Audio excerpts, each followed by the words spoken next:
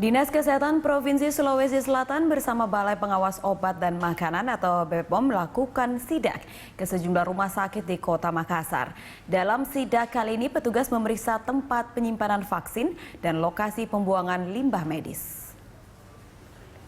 Inspeksi mendadak tersebut berlangsung di salah satu rumah sakit, yaitu Rumah Sakit Ibu dan Anak Katerina Booth di Jalan Arif Rate, Makassar.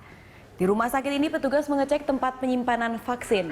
Petugas menemukan vaksin yang masih berada di dalam lemari pendingin makanan. Usai melakukan pemeriksaan di dalam ruang penyimpanan vaksin, petugas melanjutkan sidak ke tempat pembuangan limbah medis seperti jarum suntik bekas, sarung tangan, dan pisau bedah. Sidak ini bertujuan untuk mengantisipasi masuknya vaksin palsu di Sulawesi Selatan dan mencegah limbah medis digunakan kembali.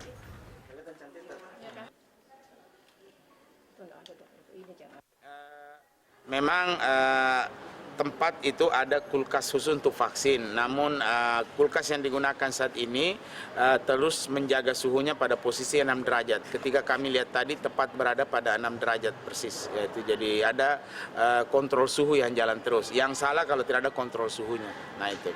Dan sekarang seperti saudara lihat tadi ada termometer yang disimpan di dalam kulkas dan dijaga tetap 6 derajat. Itu disebut rantai dingin, jadi tidak boleh atau cold chain, tidak boleh berubah suhunya, ya.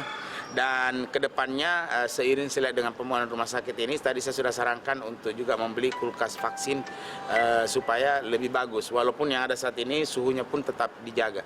Dan tim teknis saya juga sudah lihat tadi. Kalau ada pemberitaan mengenai limbah medis, termasuk di dalamnya itu bahan habis pakai yang berbenda tajam itu seperti jarum, pisau dan sebagainya, itu memang harus dipisahkan dan dimusnahkan. Cara pemusnahannya itu harus dengan insenerator, dengan suhu yang tinggi dan seluruh logam tadi itu akan menjadi abu semuanya. Dan saya kira di catering board yang teman-teman tadi lihat bahwa itu ditampung dalam suatu wadah, kemudian akan dibakar bersama dengan wadahnya tadi itu. Jadi itu dalam jerigen. Memang itu adalah termasuk dari universal precaution, mana kita mesti hati-hati dalam mengelola ini. Jadi kalau ada yang bergabung dengan sampah biasa, saya kira kurang tepat. Jadi harus dipisah.